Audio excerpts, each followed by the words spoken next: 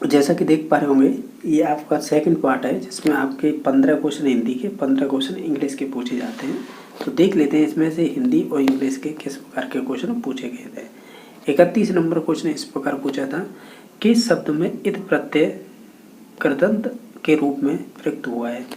कृदंत का मतलब समझना होगा, उसके बाद है आप आंसर आसानी से दे सकते हैं। कृदंत का मतलब होता है या तो वो धातु होगी, ठीक है, या फिर वो क्रिया होगी, ठीक है। इनके साथ लगाया जाता है क्या, आपका इत प्रत्यय। तो इसमें से कौन सी धातु है, क्रिया है, वो आपको चूज करना है। जैसे पूजना होगा, और पूजना में अगर आप इत प्रत्यय लगाएंगे, ठीक है, ये या तो क्रिया कह लीजिए या धातु, ठीक है, तो ये बनेगा पूजित, ठीक है। तो ऑप्शन नंबर 1 सही हो जाएगा। बाकी कलंक होता है एक शब्द, यानी जिसे कह सकते हैं नाउन, और उसमें इत प्रत्यय लगाएंगे तो कलंकित होगा। कुसुम किसी का नाम होता है, इसमें इत प्रत्यय लगाएंगे तो कुसुमित हो जाएगा। बाकी फल होता है, नाउन होता है, उसमें इत प्रत्यय लगाएंगे तो फलित हो जाएगा। ये तीनों एग्जाम्पल थे, वो नाउन के संबंधित थे।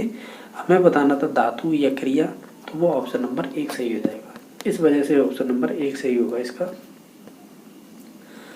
अब क्वेश्चन नंबर नेक्स्ट देख लेते हैं। इसमें पूछा है कि शब्द या विकल्प में क्षमा और क्षमा शब्द युग्म का सही अर्थ क्या होगा। वैसे क्षमा माने माफी करना होता है, तो 2 ऑप्शनों में दे रखा है, लेकिन जो क्षमा जो आधा आपका क्षमा में मिल रहा है, इसका मतलब होता है पृथ्वी। तो ऑप्शन नंबर इसका 4 सही हो जाएगा।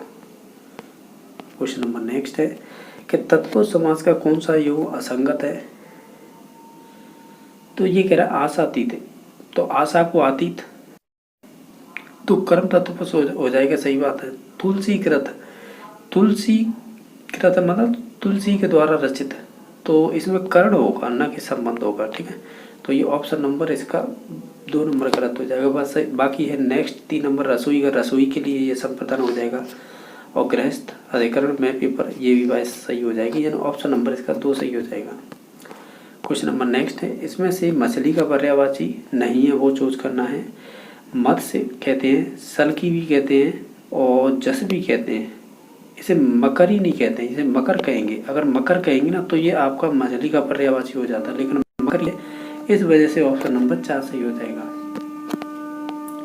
अभी क्वेश्चन नंबर नेक्स्ट देख रहे हैं। ये कह रहा है कंपाउंडर बीमारी को दवा पिलाता है, तो उक्त वाक्य में रेखांकित पद क्या है। तो पिलाता है ना, ये आपकी प्रेरणात्मक क्रिया हो जाएगी, ठीक है।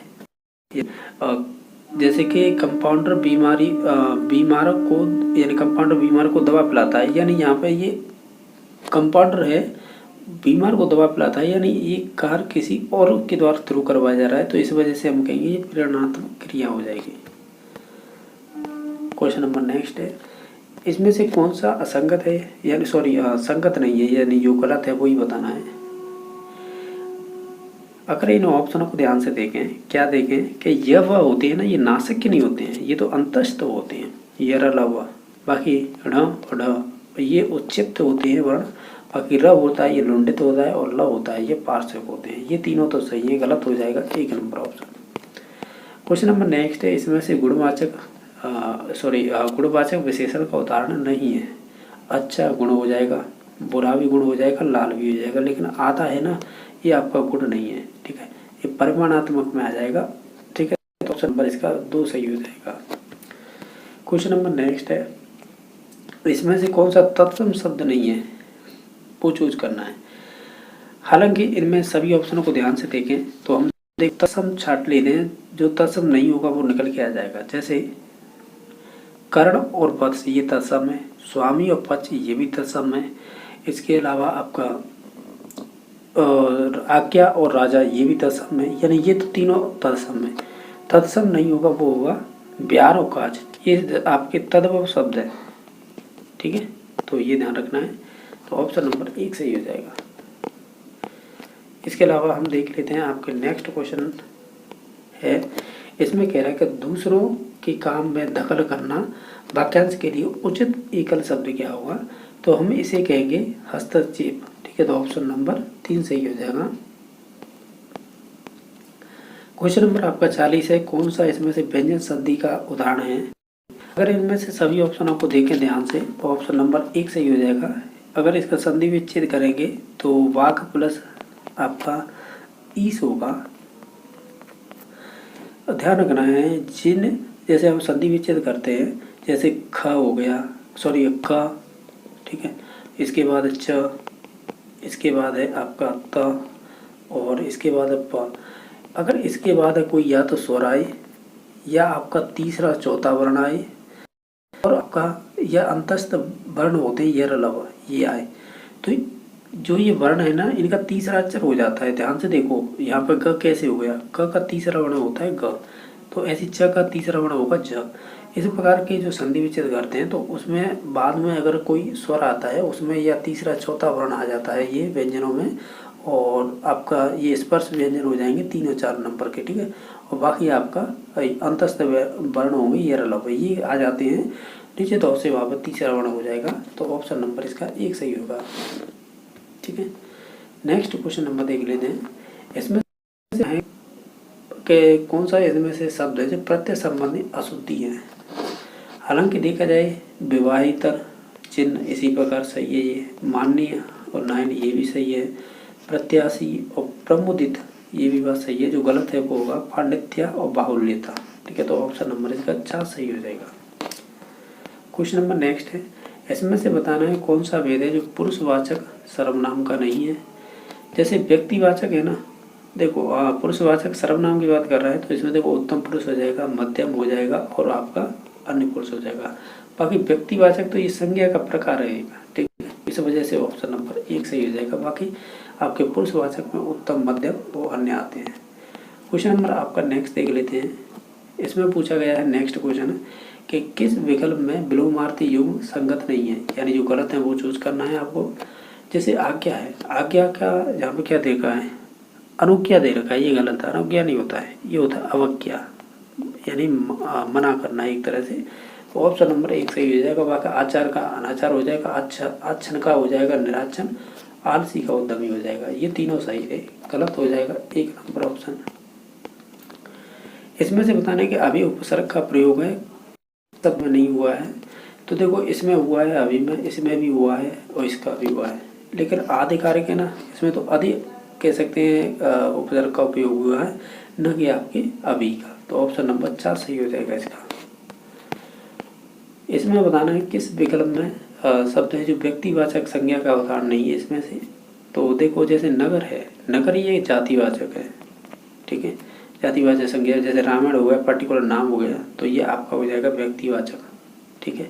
और आगरा पर्टिकुलर स्थान का नाम है तो ये भी व्यक्तिवाचक, ताजमहल पर्टिकुलर किसी का नाम है तो ये भी व्यक्तिवाचक। नगर है ये जातिवाचक हो जाएगा। हमें यही पूछा था कि व्यक्तिवाचक संज्ञा का उदाहरण नहीं है, तो वो एक ऑप्शन हो जाएगा।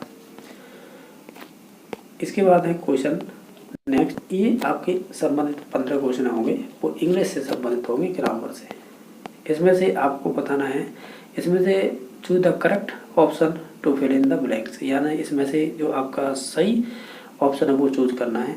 आपको ये सेंटेंस दिया गया है, इसमें फिल इन द ब्लैंक्स बनना है। इसमें कह रखा है he fill in the blank sleep after reading at least 20 pages every night when he lived in hostel. तो इसका ऑप्शन नंबर हो जाएगा वो 2 सही हो जाएगा, ठीक है, यानी इसमें वुड आएगा।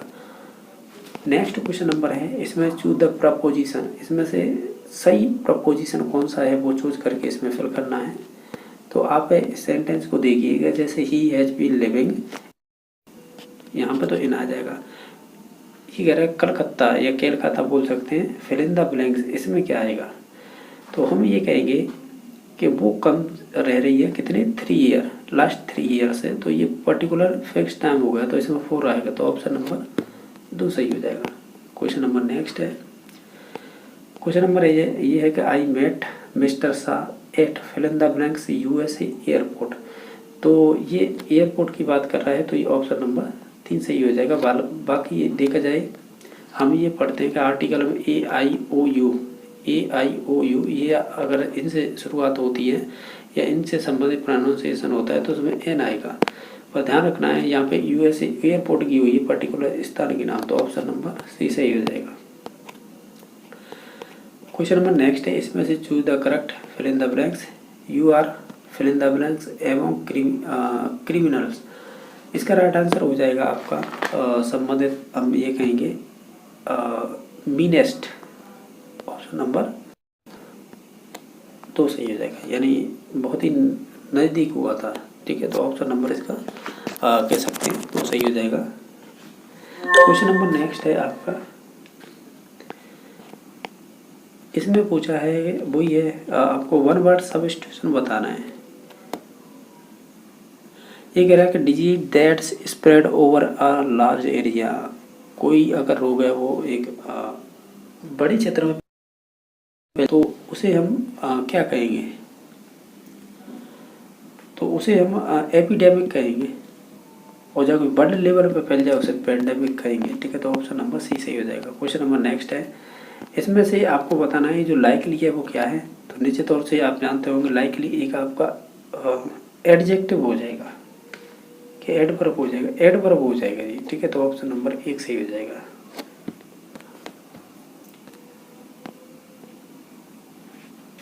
क्वेश्चन नंबर नेक्स्ट देख लेते हैं, इसमें बताना है आपका, यानी ब्लूम बताना है एंटोनोमी किसका, एडवर्सिटी का, एडवर्सिटी का। तो एडवर्सिटी माने होता है प्रतिकूलता, तो इसका मतलब होगा, अगर इसका हम विलोम बताएंगे तो इसका समृद्धि होगा। तो ऑप्शन नंबर ये हो जाएगा प्रॉस्पेरिटी। ऑप्शन नंबर 2 सही हो जाएगा। क्वेश्चन नंबर नेक्स्ट देख लेते हैं,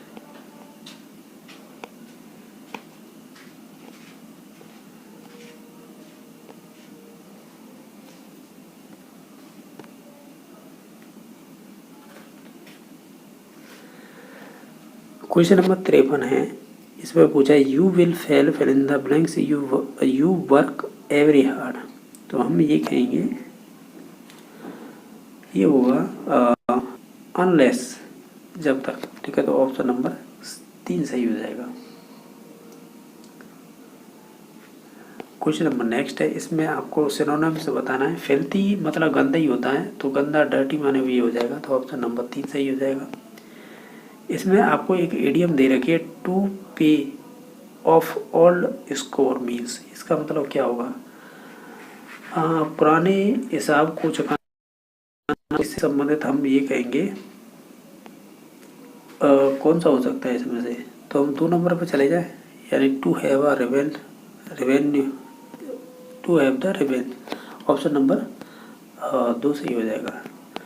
क्वेश्चन नंबर नेक्स्ट है, इसमें से आपको ये बताना है मिसेंथ्रोप, इसका मतलब क्या है। तो इसका मतलब हो जाएगा जो मानव जाति से घृणा करता हो। ठीक है, तो ऑप्शन नंबर 3 सही हो जाएगा। क्वेश्चन नंबर नेक्स्ट है, इसमें बताना है जो पीएस है इसका मीन्स क्या होता है। तो हम कहेंगे ये आपके रिजिलियंट वो रिलीजियस एंड मॉरल से संबंधित हो जाएगा। ऑप्शन नंबर 1 सही हो जाएगा। इसमें से करेक्ट सेंटेंस बताना है आपको, ये चारों दे रखे हैं, तो इसमें से 4 नंबर ऑप्शन है वो सही हो जाएगा, करेक्ट ऑप्शन। इसमें से आपको बताना है फिल इन द ब्लैंक्स भरना है, तो इसमें क्या आएगा, तो हम ये कहेंगे इसमें लफ्ज़ आएंगे, तो सही रहेगा। इसमें से बताना है आपको ये आपका बेसिमादिपोतक कह सकते हैं वाक्य दे रखा है कि looks here fill in the blanks the direct of the drama. तो इसका ऑप्शन नंबर 4 सही हो जाएगा, कम्स हो जाएगा।